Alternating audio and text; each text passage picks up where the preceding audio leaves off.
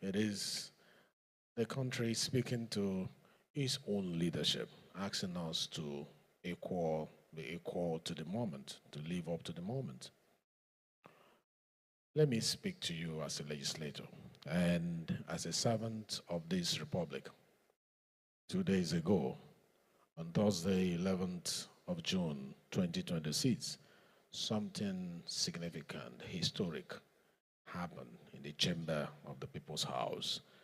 The House of Representatives passed the Constitution of the Federal Republic of Nigeria Cease Alteration Bill 2026, the State Police Bill, which I'm proud to sponsor.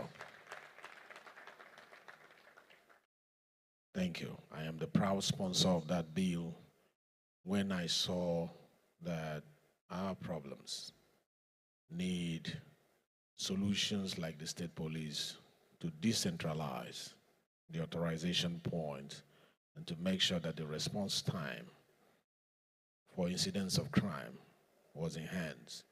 Many never believe that it will see the light of the day. And you won't blame them because for decades it has appeared before the parliament and left without being approved, decade after decade. But where we find ourselves today demands a rethinking. Nigerians started to understand that our complex security situation needed us to re-strategize. And there was a national consensus on this state police. We were 290 in the room. It was amazing to see 289 lawmakers voting in favor of it.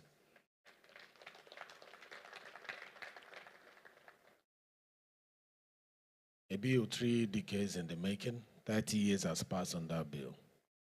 The reform successive assemblies debated, they deferred, they debated again, finally brought to the finish line by the 10th Assembly. I had the privilege of presenting that report as chairman of the House Committee on Constitution Review.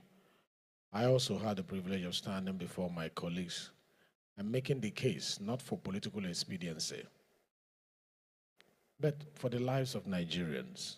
I argued that a centralized, one-size-fits-all policing structure cannot respond adequately to the complexity of security threats across a nation of over 220 million people, spread across 6 geopolitical zones with almost 920,000 square meters, 36 states, 774 local government. It was not possible. I argued that the people who know the forest best are those who grew up in it.